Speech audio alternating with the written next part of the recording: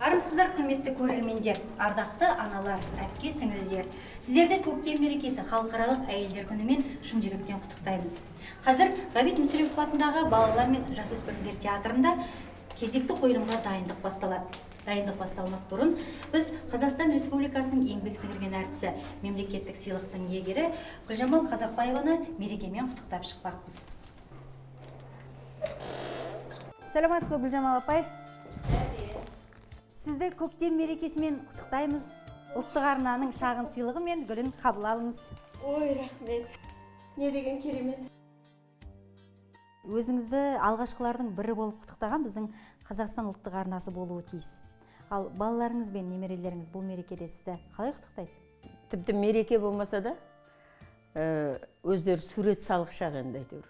О, неше түрлі открытка жасап, менің суретімді салып, тағы сондай бір сыйлықтар дайындап қойған шығар деп ойлаймын енді.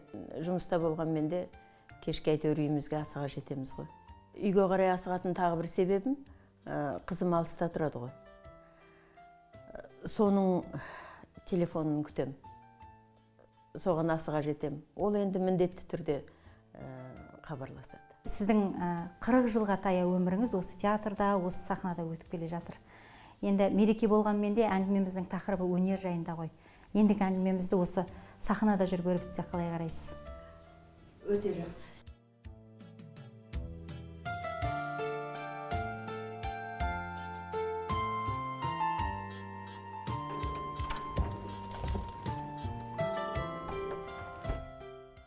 Сәбира, Хадиша, Зәмзәгүл, Бикен сияқты аналарымыздың өнердегі жолын өзіңіз үлгі тұтып келе жатқан актрисасыз. Кезінде Оңтүстік Қазақстан облыстық драма театрында жұмыс істеп жүрген кезіңізде құртқа образын сомдағаныңызды көріп, халық әртісі Шолпан Жандарбекова апамыз сізге сахналық костюмін де сыйлапты. Қазір жалпы аға буын мен жастардың арасында осындай бір рухани, адами байланыстар бар ма? Ой, жаным, дұрыс айтасың. Ол кісілерді біздің буын өздеріне кәдімгі шамшырақ қып алдарына ұстаған біздің өнеріміздің тарландары ғой. Міне дәл осы сахнада сол кісілердің әрбір бейнесімен әлі күнге дейін дәл көзімнің алдында. Көзінен тамған бір тамшы жасына дейін, маңдайынан тамған бір тамшы теріне дейін көз алдымда менің. Әрқайсысы бір жеке дара шың ғой ол кісілер. Ал енді Шолпан апамның жаңа қылығын айтып кеттің ғой. Керемет, ол екінің бірінің қолынан келмейтін шаруа ғой. Мен жаңадан оқу бітіріп, екінші ғана рөлім құртқа сонда дайындап жатқам. Репетицияны көрді да ол кісі. Жоқ, мен құртқан ойнамаймын. Мына Гүлжамалдың жолын кескендей болмайын. Өз ойнасын деп, маған құртқаның костюмін сыйлап кетті сол жолы. Оны мен қалай ұмытам? Ал енді қазіргі жас буын мен біздің арамыздағы рухани байланысты айтар болсам, жоқ деп айта алмаймын. Бізді де үлгі тұтамыз, апай, сізді. Сізге ұқсағымыз келеді деген жас буындар бар. Қуанамыз соған. Білгенімізді үйретеміз әйтеуір. Құртқа демекші, сіз Ақтоқты, Баян, Құртқа, кейініректегі Әсел, Алуасында арулардың барлығының образын жасадыңыз. Осы соңғы рөлдеріңіздің бірі Айгүл Иманбаеваның театрында қойылған қойылымда қырғыз халқының батыр қызы Құрманжан Датқаның бейнесін жасадыңыз. Оны да көпшілік өте жақсы қабылдады. Енді жалпы армансыз адам болмайды ғой. Театрда енді қандай рөл ойнасам деп жүрген арманыңыз бар? Құдайға шүкір, аса бір сондай рөлді ойнамай қалдым-ау деп армандайтындай. Мен қазір сахнада сол ұлы Сәбира апамның ойнап кеткен Мөржанын ойнап жүрмін. Одан артық қандай бақыт керек. Анау ұлы Әмин апам ойнап кеткен күшік кеудегі Гүлжамалды ойнап жүрмін.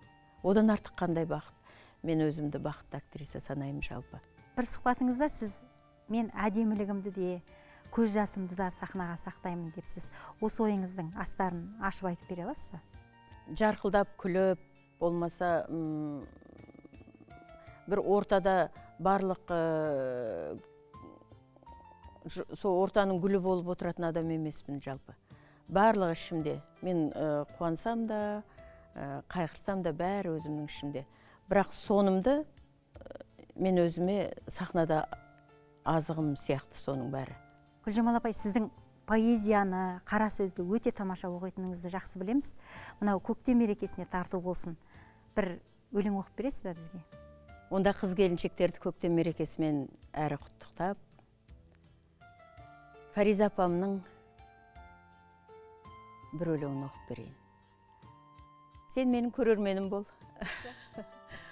Дара күндерімнің, нала түндерімнің, серігі болғаның үшін, сенімі болғаның үшін, мен сені аялаймын.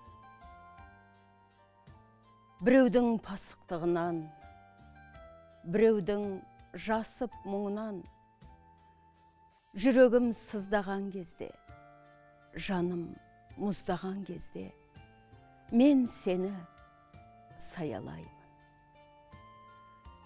Біреудің күлкісін көріп, бақыттың түр түсін көріп, жеткендей арман сағымға, шаттанып қалған шағымда, қуаныштан дірілдеп денем, алдыңа күлімдеп келем.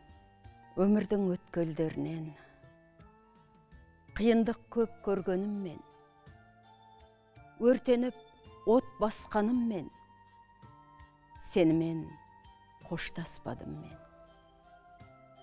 Көңілді жайлы күнімді, азапты қайғы мұңымды, өзіммен бөліскенің үшін, қатем мен жеңістерім үшін. Менің мынау қиындау тағдырым болып, о баста кезіккенің үшін. Өлең, о өлең, мен сені аялап өтем.